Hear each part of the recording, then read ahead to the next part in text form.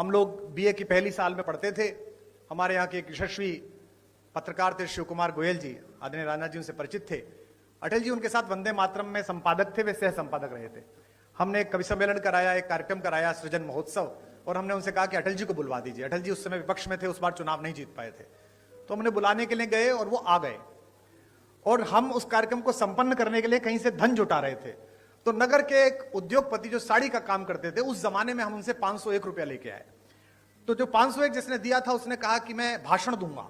ये बड़ा संकट का काम था, लेकिन अब वो 501 दे रहा था तो भाषण दिलाना था।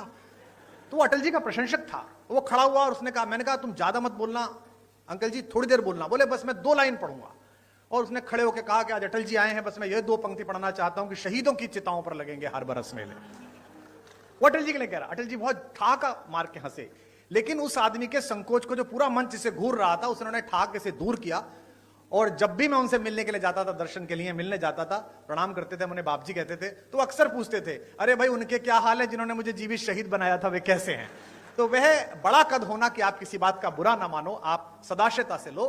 लखनऊ वालों, आपका सौभाग्य है, आपके संसदीय क्षेत्र का सौभाग्य है कि यहां से अटल बिहारी वाजपेयी जैसे कीर्ति पुरुष ने संसद में शोभा बढ़ाई।